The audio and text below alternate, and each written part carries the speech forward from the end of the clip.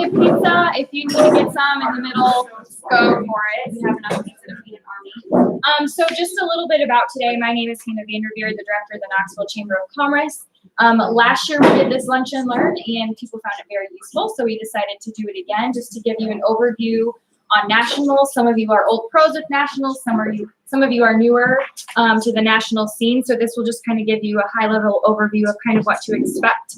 I'll go over chamber programs and ways that businesses can partner with us, and then we'll have Kendra Jacobs from the Knoxville Raceway kind of close it up with some Q&A, answering some important questions for you guys to know. We are recording this session, so we will send it out. I'll send out all the slides, everything digitally this afternoon as well. So if you don't want to take notes, good news for you, you don't have to. But before we really get started, I just wanted to give a thank you to the Sprint Car Hall of Fame for hosting us here. Obviously the Raceway for letting Kendra come and talk to us, and then Casey's for the delicious pizza lunch. So as you can see, oh, sorry, my slides are going crazy here. Let me see if I can fix that.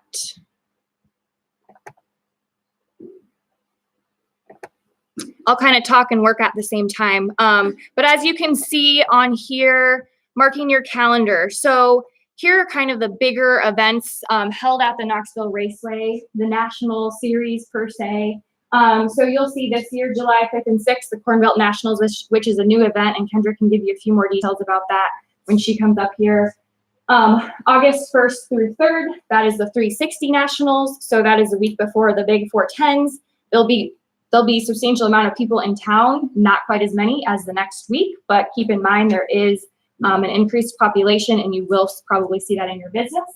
The Capitani Classic is that Sunday after the 360 Nationals. And then really the big ones, August 7 through 10, which we'll focus on today, are the 410 Nationals, the 25,000 approximate people in town. So if you don't have that on your calendar, please mark that on your calendar. And then to close up the racing season is September 12th through 14th with the Late Model Nationals. I just wanted to give you these dates so you have them in mind. Obviously, there's races, weather permitting, every Saturday, so we have extra people in town, but these weekends specifically, there will be a lot more people in town. So you'll probably notice increased traffic on the roads, foot traffic in your establishments. So if you don't have those on your calendar, best to put them on there. So talking about the 59th Annual Nationals, specifically today's topic. Sorry, I don't know why my slides are doing this.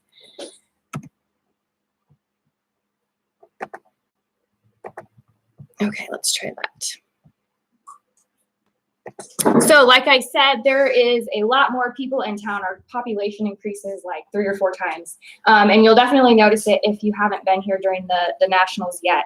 There are people staying in hotels within a 60-mile radius. So we are at capacity plus, and people are staying outside of town. So that's just something to keep in mind. There's a lot of traveling going in and out. The fans are really looking for entertainment during the day. So if you think that you're going to get a bunch of people in your facilities from like 5 to 10, think again. It kind of becomes a ghost town because everyone is here watching the race. So really your peak times when you will be seeing foot traffic is like that 10 o'clock to 5 o'clock. The ending time kind of varies depending on what the fans are looking for. But if you're planning on doing anything, later morning, lunchtime, early afternoon is really what you should be thinking about. From a Knoxville Chamber of Commerce standpoint, there are some programs that we do specifically around nationals, and you'll see that list on here. And I will go into each of these a little bit more in depth, but we do work with HERTA Public Transit to organize a shuttle system around town for the fans. We have the Saturday morning parade, which has been around for a while. We do a housing program. We do parking at Young's Park, and then also just some collaborative community marketing. I'll go into each of those individually now. So first and foremost, shuttles. So really the goal behind having shuttles is to provide guests. A lot of them fly in, they have rentals, they're not necessarily driving their own cars, or they rode with people. They just don't want to have to drive, really. So we have a shuttle system. Last year was the first year that we partnered with HERTA, and it went really well because that's what they do. They shuttle people for a living. So we're working with them again this year. Last year, I believe that there were it changed again. Last year there were 5 or 6 stops. It'll be pretty similar this year. Once again, I'm probably just gonna leave this like this. Kind of hard to read. Let me zoom in a little. You're gonna do it. I think you have to apply to all your slides. Okay. Well, there's a little but. Oh, here we go. You're right. Thank you. Now we should be good. Okay. So 6 stops. Those were the stops that we had last year. They'll stay pretty similar, give or take a couple. But we've already had meetings with HRDA, so we're working on that. They do sell wristbands for that process, so it's $5 a day, or they can buy a $25 wristband for the full week. They run noon to pretty much after the race. They're shuttling people to the lodging stops after the race. And it's just a really great way for people to get around town. Really the biggest takeaways that I want you as business owners and managers and employees to know the closest stop to you when we have those final routes out, and promote that. So people can say, oh, if I can go get off at stop 5 and that puts me downtown and I can walk to AMP or Peachtree or any of the shops down there. And we'll send out those maps and that information for you to know, but really utilize that. Let people know where to find you. A lot of these fans come here year after year, but we have to remember that they're not necessarily locals. So if you're new or you just don't have the foot traffic you want, probably because it's people don't exactly know where you are. So let's communicate that to them. So take note of those. And like I said, we'll put out official information probably beginning of July once we have all that formalized. Any questions about shuttles? Okay.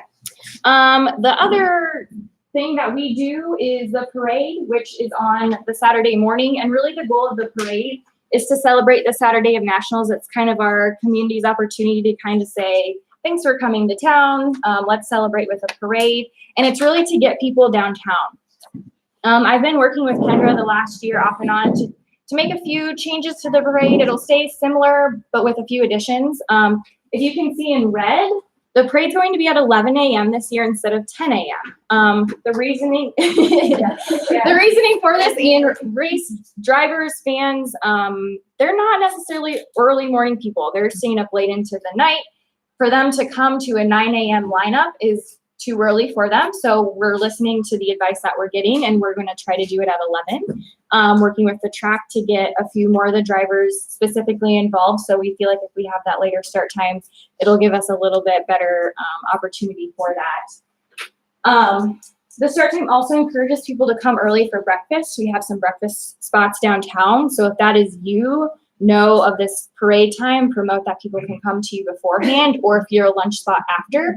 The parade takes about an hour. So noon to 1:30, you can get some lunch crowds. So plan on that and really market that. Use that to your advantage.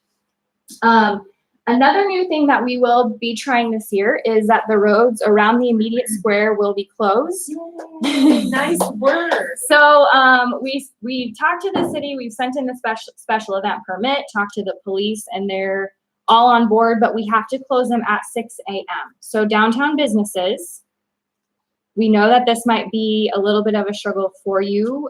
Some of the businesses aren't even open, but all of the side streets will still be open. So if you're around the immediate square, let's say Iowa State Savings Bank, people can still park on the side streets. There will never be more than a block walk for your customers before that 10 to 11 a.m. time period. Basically, what we want to do is just provide a better viewing opportunity for people. Mm-hmm. Eventually, I would love to see this for the entire parade, but we're taking baby steps and we're starting small this year. So those Main Street and Robinson Street directly around the square is where the parade route hits. So there'll be no cars on there. We'll be able to fit more people. We have the announcing on the gazebo. So we're hoping that goes well. It also gives the opportunity, we're trying to get some car clubs involved. They can come park around the square for like the hour afterwards.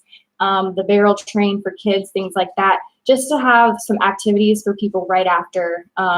It seems like people kind of bolt right after the parade. So it's trying to get people to stick around downtown a little bit longer. And it could help with traffic congestion because you don't have everyone leaving at the same time. You have people walking around. I think I have the route up here next. Yeah, so you can kind of see it, but that really shows the route. The route's going to stay the same. We have lineup from Stadium Street all the way to Roche Street and on the side streets. That is on Saturday morning from 10 to 11 this year. The green is the parade route itself. So if you're interested in being in the parade, it's less than a mile, so it's really not terrible. And then you'll see the orange, which is the immediate square. Those will be the roads that will be closed off this year. Just kind of some logistics. Parade lineup, again, 10 a.m. Parade begins at 11 with an approximate end time at noon. We will have parade forms live on our website starting on June 10th, along with all this information. We can't have them live quite yet because all the permitting has to be approved, but this parade has gone on for years and years. So hopefully that should be a smooth process. There is a entry fee for parade entry. So it's $10 for members, $20 for non-members. Nothing too crazy, but it's just a really, really good, very inexpensive marketing opportunity. There's hundreds to thousands of people downtown for this parade. We do have sponsorship opportunities available if you're interested in that way to have your name on the parade. Those are on your tables if you're interested. But again, just take advantage of the cheap marketing that you have available to you. And if you're a downtown business, open your doors, have advertising. You have hundreds of people on your doorstep, so use that to your advantage. Any questions about the parade? Okay. So I'll just briefly touch on our housing program that we do. Really, the goal is to keep more fans in town longer and spending more money locally. Housing doesn't necessarily affect you as businesses per se, just in the case that we're trying to keep people here longer to spend more money. So that's why we do that program. Basically, it's a matching service. So visitors in town who can't find lodging tell us what their needs are, and people in town tell us what they have, and then we have a volunteer who does all that pairing. Last year, I think it was around 110 visitors that we stayed in Knoxville because of our service. I tell you this because we always are needing hosts. So if you have a basement, a room, yard space for camping, some people are gone during nationals, so they rent out their entire house. That's always an option. So the incentive for residents is you can make money. So there's a lot of people in town who make enough money to pay off their property taxes for the year by hosting guests. It would be a really great fundraiser for a nonprofit if you have like a church and you have some yard space, letting people camp in the yard. Some people are super hesitant to host guests because they're strangers and I don't know them. Really, these people are at your house to sleep. They're very often not there. The earlier you give your information to us, the earlier we can make that pairing service so you can talk to them. If it doesn't work out, it doesn't work out. That's ultimately up to you. But there's a ton of people in town who have made lifelong friends by doing this. They've been hosting the same people for like 30 some years. They go to their holidays and kids' graduations and things like that. So it turns out to be a really great thing. So if anyone's interested, let me know. Parking, again, I'll just kind of touch over this. We do this because it's our largest fundraiser of the year. It's at Young's Park. We have week reserve. Basically, I'm telling you this information because it's good for you to know if you get questions. But we have week reserve parking and we still have spaces left. And then we also have first come, first serve every night. We do always need volunteers. So if you want, your employees to get out and about during nationals and interact with the fans, this is a great opportunity. It's really fun and interactive. Our volunteers, Darcy Ayers I think she still loves doing it. She's done it for a few years now. And it's really great to have the people, you get to know the same people every year. We have some people that come right away in the morning and they set up their easy ups and they're there hanging out all day. They'll give you food and random stuff like that. They're really fun. Yeah, yeah, they're really fun people. And then the last big initiative that I really wanted to talk to you about was just some collaborative marketing. The goal is to really bring awareness to chamber members and their events. I think one of the biggest things that I hear from businesses is they just expect with 25,000 people in town, they just expect the people to come into their doors. And while that might be the case for some, you just can't expect that. If a race fan doesn't know about you, don't expect them to come in your door. So this is just an opportunity for us to work together to kind of let the fans know what we have as a community. The racetrack does a really, really good job of getting their sponsorships and taking care of their sponsors. So that's who they promote, is their sponsors. That's the business that they're in. So they can't necessarily promote every business in town who maybe doesn't financially support the track, because then they're undermining their own sponsors.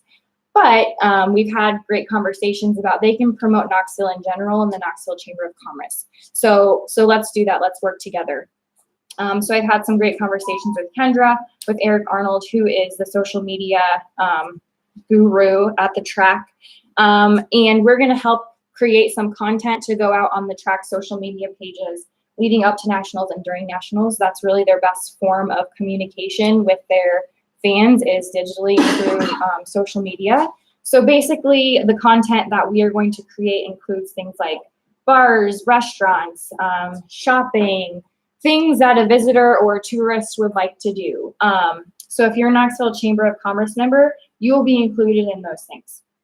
But really what we need from you is, if you're having a sale, special souvenirs, a special event, anything like that, submit that to our calendar, which that link is right there. Deadline is Monday, July 29th. I have to give a deadline because we have to be able to create our stuff and have it out in a timely fashion. So if you're doing anything special during that time of nationals that isn't normal to your business hours, please include that, because that will help us when we're putting together our articles and photos and things like that. Like I said, examples would be food specials, discounts, activities, happy hours, commemorative souvenirs, anything like that. Monday, July 29th is the date for you to know, and then submit that to our online calendar, or you can email us, really whatever. As long as we have it in writing, that is really helpful. If you also have any type of resources for fans, let us know. So my favorite example last year, and we got a ton of calls of, there's a lot of people at camp and they need their campers, like the waste taken away, but they can't move their campers because they're all packed in. So we got a million calls about that last year, needing recommendations. So those are the type of resources that I mean. If you think that you have something useful that a fan should know about, let us know, because we're probably going to get that question, and then I can point them in that direction. Needless to say, we now have a list of people who can empty campers, so we're ready this year. Okay. So another collaborative marketing opportunity that I kind of wanted to let you know about and maybe get a little bit of feedback. So this idea came from Ben Chaw, who has Cone Corner and he sits on the chamber board. But he's like, what if we do some sort of t-shirt that workers could wear? So it kind of shows like community support for the racetrack. So we'll try it this year and see how it goes. So we're thinking about Community T-shirt Friday. So that Friday of 410 Nationals, giving places the opportunity to buy the same shirt.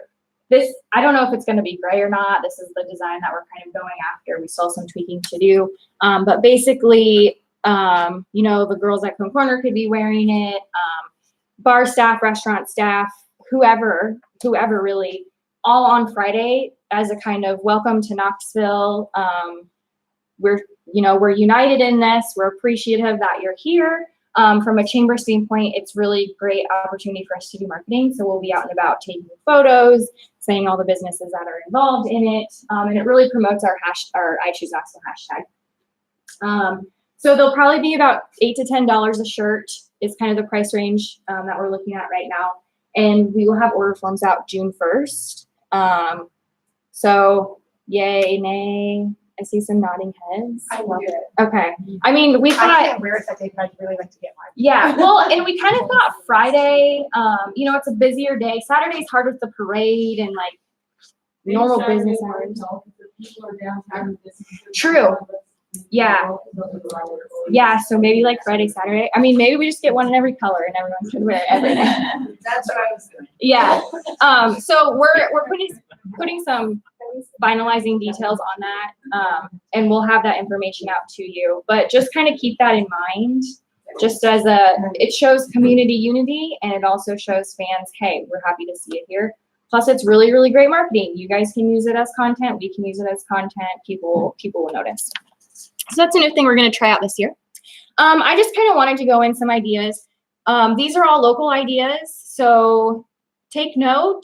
Maybe don't exactly copy because we already have locals doing this, but use them as inspiration. So some more marketing, anything that is sprint car related. Fans love that. Muirwood Winery has a couple wines, Speedway Sweet, Raceway White, with the sprint car on them. Peachtree does their 4 white wheat with glassware. Anything that has a sprint car or Knoxville on it, race fans love. Hy-Vee always has sprint cars in their facility. I talked to Bob Baker here at the Hall of Fame, and they have warehouses full of sprint car stuff. He's always said, if anyone needs anything, let me know. And I'm like, I'll send them your way. So if you have a space for sprint car memorabilia, Bob can probably hook you up with that. A couple other things I just wanted to touch on. Great headlines. Heidi let me take a picture last week. She's a checkered flag out. Anything that just says, hey, we are welcoming to sprint car fans is going to help with foot traffic. If they see a checkered flag or if they see art or something that catches their eye, that's what you want for them. A&P, they always have their sandwich board sign out too. If you have a place where there's a lot of foot traffic, have something right in front of them that they'll see when they're walking by, and they can just turn in and grab a Bloody Mary or whatever. Another thing, you can buy 100 of these things on Amazon if you're a restaurant and stick them in your food. Just, those little things that kind of provide that customer experience is huge. That'll get people taking pictures of your products, posting them online.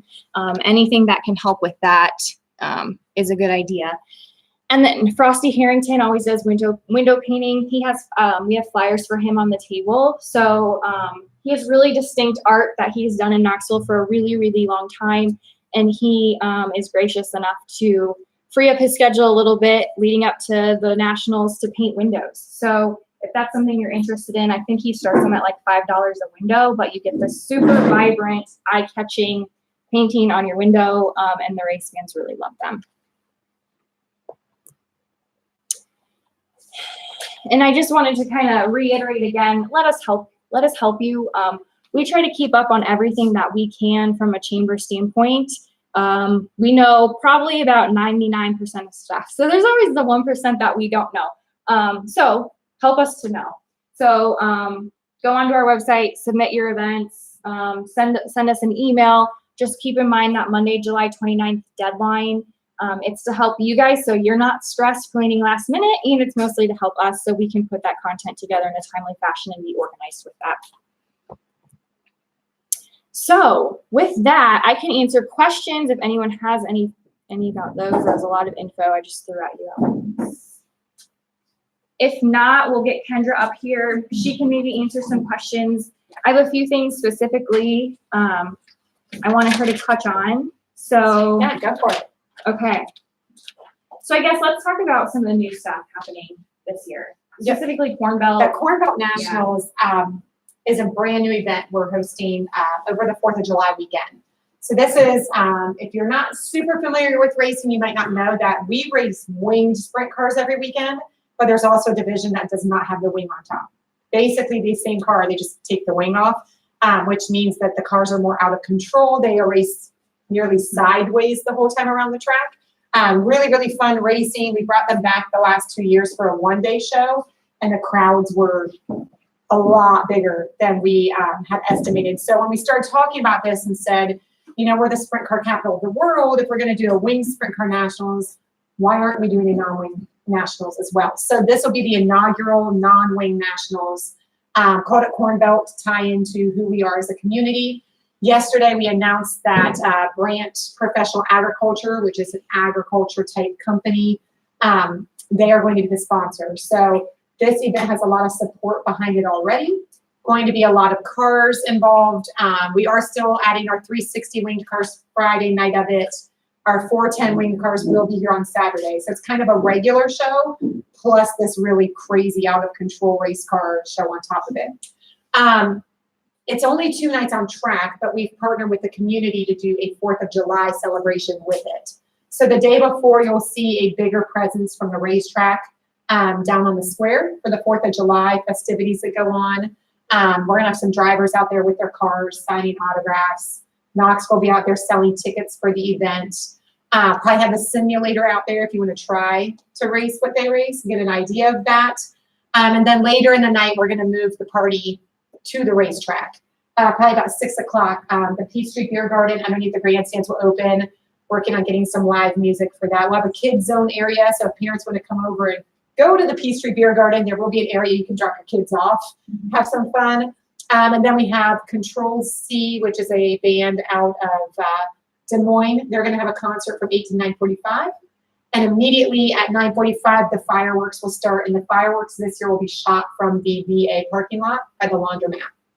So the racetrack has really become kind of where we're trying to position everyone in the community and all the race fans in town to come together and watch the fireworks from the racetrack. So lots of opportunities on the 4th of July too. Just because we're not on track doesn't mean there's not events going on in the community and here at the track. And these drivers are great. Lots of support. They want to get involved. They know if the more we promote this event, the bigger it'll get. So that just behooves everyone. So it's a brand new event. I'd like to tell you, I know exactly how many fans are going to come here. We don't. We're estimating probably 6,500 to 7,500 fans. So about a third of the size of what Nationals is, but still an uptick of what we would see on a normal weekend here. So, And what about new features for Forte Nationals this year? this is a work in progress. Okay. I have my schedule of events that just keeps growing, but there's not something specifically new yet this year.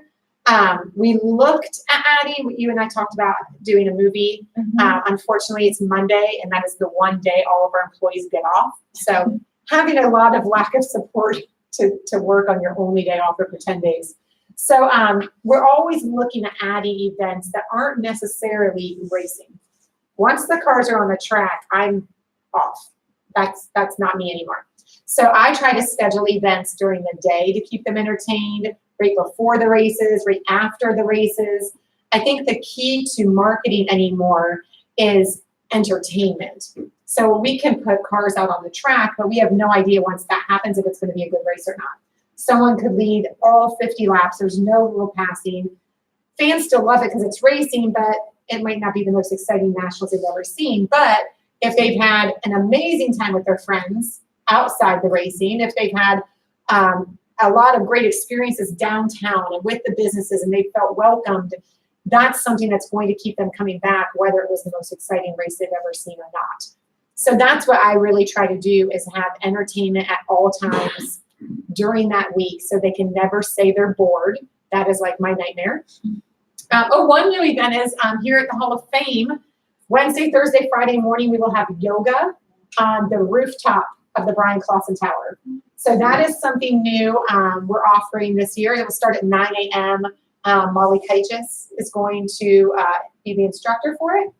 It is free for race fans with a ticket, but anyone in the community who wants to join, it's $10 a class. So it'll be 9 to 10. Your first drink afterwards is free. Whether you want a bottle of water, if you want a mimosa, we can make all that work out. So we will have yoga every morning, Wednesday, Thursday, Friday. And then a new event we had last year was the 4.10 dash, which is a 4.1 run. It far exceeded our expectations of people that signed up for it. And that was just the first year. We've changed a lot of it. So this year it's going to change to Saturday morning. Thanks to Hannah moving the parade back an hour, that gives us time to do the race beforehand. So the race will start here at the track. It's actually going to include one lap around the track as part of the run. And this is the first year we're going to have a kids run too. So the kids run will just be one lap.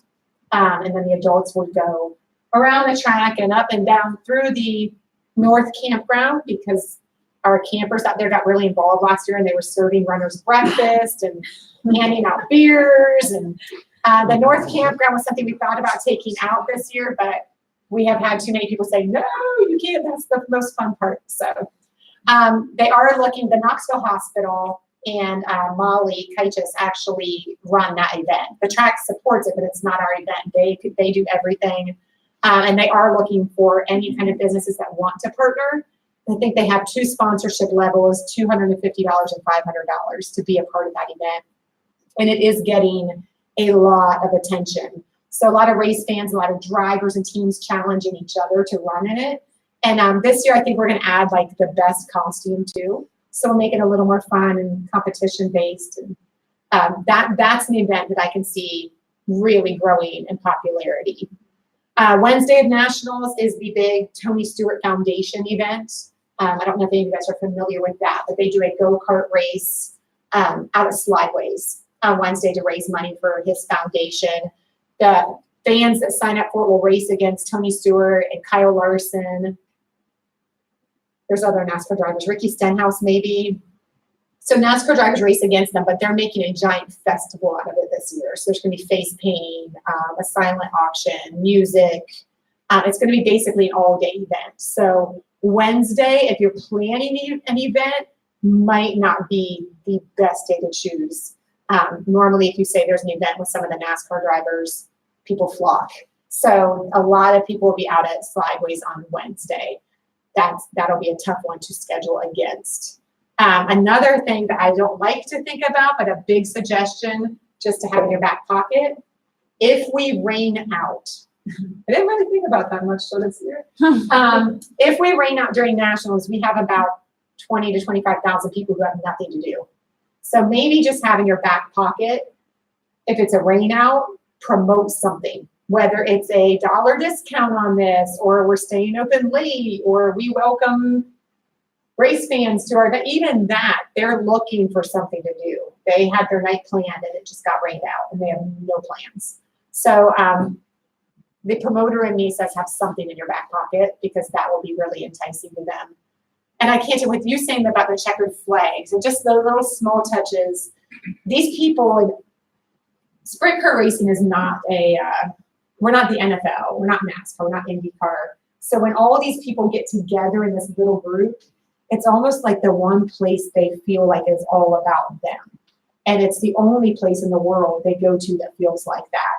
So anytime they see anything like that, they get super giddy and excited and they want to take home, like, look at this. It was all just for sprint car fans. Like, you don't find that anywhere else. So those kind of items do help. I've been in the sport for 40 years and I still get geeked out when I see stuff that has a sprint car on it or the 4 wide wheat that's specific to sprint car racing because you're not going to find that anywhere else. So I guess that kind of leads into what can businesses use and not use in terms of imaging, names, that kind of stuff? So we do have some items that are trademarked. You cannot use the Knoxville Raceway official logo. You cannot use the terminology Knoxville Raceway. You can say Knoxville. We have not trademarked the city, so you can use Knoxville. You cannot use Knoxville Nationals together, but you can just say Nationals. So, and people know what that means. And you cannot say Sprint Car Capital of the World. Those are all trademarked that are strictly to our sponsors, get some rights to some of that, and then our official merchandise and apparel companies get rights to that. So a lot of people do work some things around that. You know, some people just say Knoxville. Some people just say the Nationals. I like your K that has the checkered in it. That immediately connects to Knoxville and what we do without saying anything that you legally can't. So there's always ways around it. There's really ways to get creative. If you ever have questions on, is this allowed, please just reach out to us. We would rather know what you're doing and approve it beforehand than have to send down our mean, evil lawyer to say, you can't do that and we have to confiscate it all. That is never fun.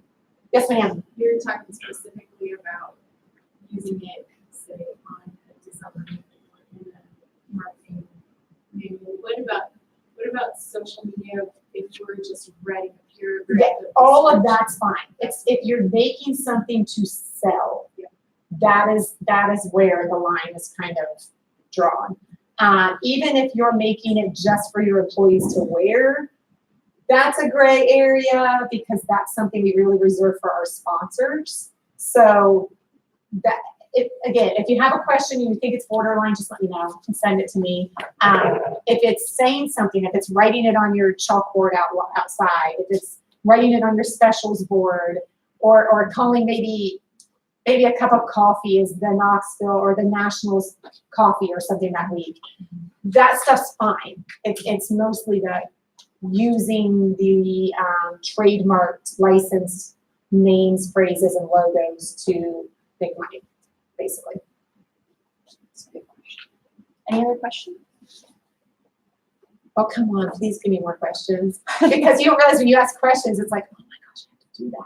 Like you're basically creating my to-do list. And the to-do list is getting longer, but it's good. That stuff's good. Thank you for moving the parade later. Yeah. That is going to be awesome. I don't know if any of you guys are familiar with Indy 500 parade, but they have every single driver that is in the race has to be in the parade. I am working on getting us there. That is going to be like some serious arm twisting with some of these drivers, but we are going to start this year with the defending champion and hopefully the front row. Sometimes it's difficult if they're not staying in town to get them here. So, but our attempts this year are to make it where those 3 people have to be in the parade. And eventually the 20 drivers that are locked in Saturday morning have to be in the parade, which, you know, whether that means we have to somehow build a float, which I went to the Tulip Time parade this year and was super overwhelmed. I don't know how they do all that. But we are looking at how we can incorporate more things that Tulip Time parade incorporates. And whether if it's more bands. I don't know if any of you guys have connections to high school bands. That's always something that's good to add. There was like an FFA float that I'm like, why don't we have that? You know, like that's not specific to Tulip Time. Right. You need to talk to Laura Huey at the hospital. Oh, She's the expert on floats. oh, we Really? need to write that down. Okay. She does all the hospital floats and they're amazing. Oh my gosh, yes, we need to Write talk it to her down. because I don't even know how you would even begin a She's float. very talented. Oh, good. But there was like a military float that would be great I to think that one. incorporate. I think we have that one in. Oh, good. actually. Yep. And there's other things too, like maybe you're just a business that wants to be in the parade and have your staff walk and hand out flyers or hand out information and, or maybe there's a lot of dance companies in the community. Maybe they can have their kids come dance. Anything we can do to fill up and beef up this parade, I think helps for us to attract more people to it as well. So I appreciate that, and having the cars off the square is going to be awesome. I'm really. That's going to be excited. really, really, really great. Yeah. So we're always looking for things like that. We're always looking for vendors to be at the racetrack, food vendors, especially. We open our doors. We have our own concessions, but we're like, come on in, because the way we look at nationals is it should be a big event. There are some fees to be on property, but we work with everybody on that. So that opportunity is there as well. What am I forgetting, Hannah? Those are the big things. Basically, just having a good attitude is really important. I know it's overwhelming. I do. I know that fans come in and they are all over the place, and driving even a mile in this town is awful because you're stuck behind 10 golf carts. It is a crazy, crazy week. But even with how stressful it is, I try to remind myself, this is what we work for. That is the week everything else we do is for. That's where this town, I hopefully, makes some money. It's where the track makes some money. It's where we've earned the status of being the sprint car capital of the world, and I never want to give that up. So I really am thankful for the town for supporting this and keeping these fans feeling welcomed and not getting frustrated until maybe at the end of the night when you close your doors and scream, because I've been there. So I get it. We want to help you. So please let us know how the track can help you guys too. Yeah, I've helped organize the parade off and on over the years and trying to find, terrain of the drivers and stuff. So I think the parade is wonderful. And if we get more drivers buy in, it'd be nice to maybe have a place where have them meet. Like a gazebo. Yeah. And then get a bunch of drivers there. People will flock if they know they can meet the drivers. Because the drivers that have been in the past, they're just gone. So there's no real opportunity to get together. a lot of fun, especially for the kids. And, you know, their sponsors can be, you know, there as well. Yeah. Once now you've done this, it's great. Maybe that will. There's definitely a lot of opportunity for that. That's great. And one of the things, you know, I am shocked at how many times I have people tell me who've been coming to nationals for 30, 40 years saying, I didn't even know there was a parade. I mean, people here at the track, if they don't leave the track, they don't know that there's a parade. I'm not trying to paint our fans in a bad light, but if they know there's drinking near the parade, they might show up. So if you've got a Bloody Mary bar, or you have a mimosa bar, or you have something where they feel like the party continues, even down in the town square, and we get a, you know, a parade breaks out in the background, those kind of things, those things really get them going. I mean, for the majority of our race fans, this is their vacation. This is what they save their vacation time for. It's what they save their vacation money for. And they never, ever want to feel like it's not a vacation. So no, we don't have a beach. No, we don't have an island. There's not tiki bars and, you know, that whole beachy vibe. I would love that. But it's still their vacation. So yes, they do like kicking back and having a couple cold ones, maybe a little early in the day, but there is the opportunity there. Any other questions? There's some really good stats out there at Marion County.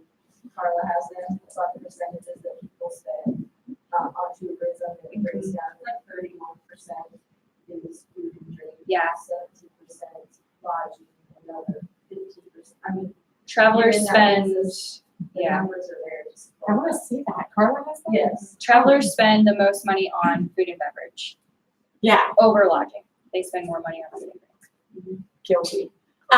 Yes, food and drinks, because they might have an RV, but they're not cooking in it. So they're coming out and trying to get everything easily done for them, and feeling like nothing matters. And they spend money. I mean, these race fans, they spend the money that week. So take advantage of that all you can.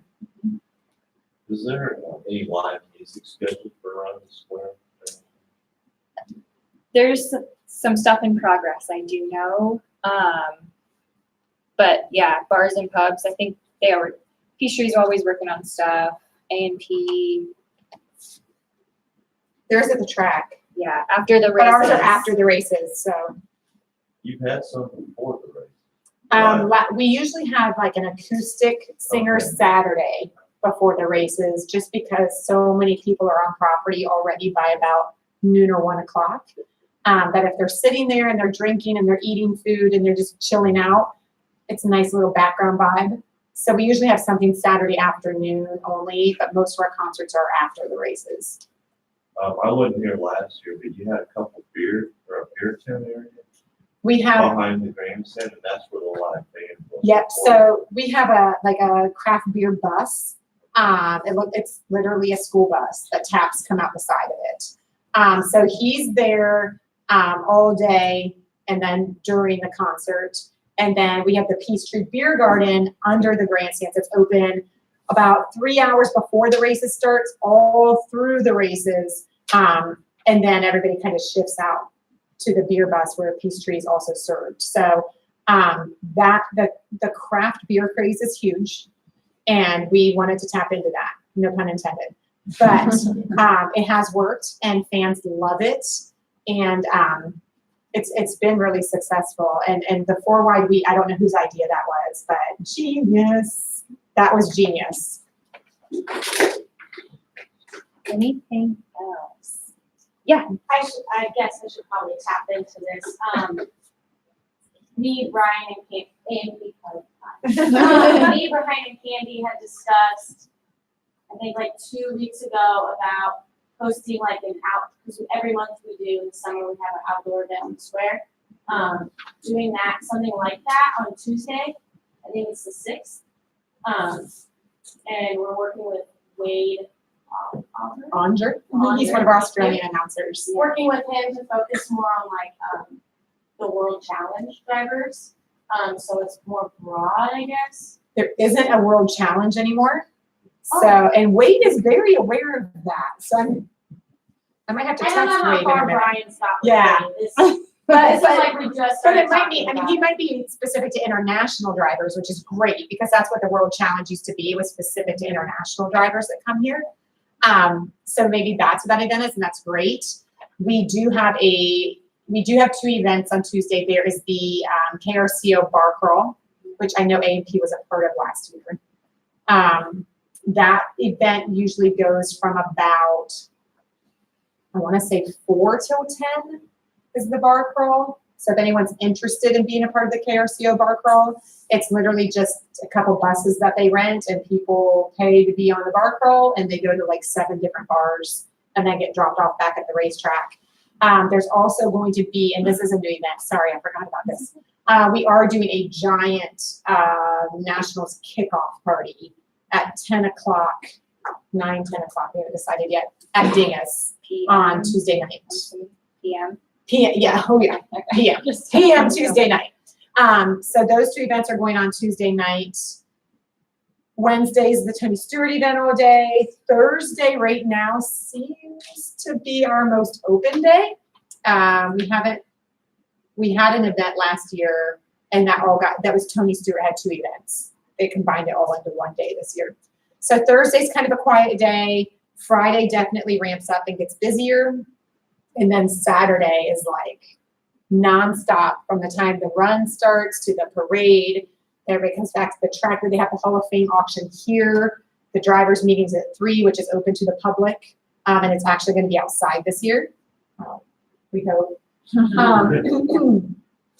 So that's usually a big event. And then that rolls straight into like our acoustic music, the Wing Nation live radio show that goes into it. And then we're full go into the race night, and then it's over. And it's over so fast. Saturday is like nothing happened almost. Yep, when you wake up Sunday morning, this place Or is the most Sunday, depressing view. And you just see like remnants of people that are already gone already. Yeah. Yeah, or like golf carts parked in really weird Yeah. places. Yeah, it's strange. That's kind of what we started doing, is taking pictures of where people leave golf carts. Interesting. Interesting I think stuff. that's one thing too, like if you can capitalize on like golf cart parking or something and advertise Yes. that would be really good marketing. That is good. People are always looking for golf cart parking. It is in high demand. Golf cart parking, camping, housing is a big demand. So any of those things that you can take advantage of to make extra money, I would fully encourage that. So we'll kind of wrap it up. If you guys have any questions, need feedback or anything, stick around afterwards and we'll be happy to hit on that. But thank you, Kendra, Yes, for and being if you here. seriously have answering any questions, just let me know. Always happy to help. So a couple things to wrap up. We are doing our hospitality training again in July. So Jenny Kreekow from the Knoxville Hospital and Clinics will be the presenter on that. We like to do it in July just because we have a lot of guests coming in August, but think of it as it can be useful year-round as well. So we really recommend for frontline employees, managers, people who are dealing with people on a daily basis. It's just a really good refresher and reminder on how to be a good person and how to be hospitable. So we'll have 2 sessions. It's on Thursday, July 18th this year. From 10 to 11 and then 5 to 6. We recognize not everyone can go at one time, and that'll be at Celebrate Church, which is right across the way. So keep that in mind. We'll have more information coming out on that coming up. Coffee Connection will also be having some treats there, so that'll be yummy. And then later this week, Thursday is supposed to be the nicest day of the week, which is great. We have our first out for lunch, which is just an excuse for people to take a lunch break and get outside. Hy-Vee will be there grilling, selling lunch for $5. KNIA will be there with their little red radio playing music. This one is at Young's Park, which is just on the other side of the track here, just south. We'll be doing a ribbon cutting for the phase 1 of the skate park and the climbing structure. But there's picnic tables. Just come out and take a lunch break. It helps you work better. So take note of that. Stop on out. Come and go as you please. But I believe that's the last thing that I have. Here's just my contact information at the chamber. Like I said, if you have questions, need feedback, ideas, anything like that, I'm always willing to sit down and have idea generating sessions or whatever you need. But thank you so much for coming. Feel free to grab pizza on your way out. Stay dry the rest of the day. And like I said, if you need anything from me, you know where to find me. Oh, and we're racing Friday this weekend. Yes, that's a big surprise for everybody. We're trying Friday and Saturday. So if anyone's bored and wants to come out, we really Cross need your this. fingers for We that. really need Friday to This work. is like a makeup day. It is. Yeah. I mean, we've rained out 4 times out of 6 tries.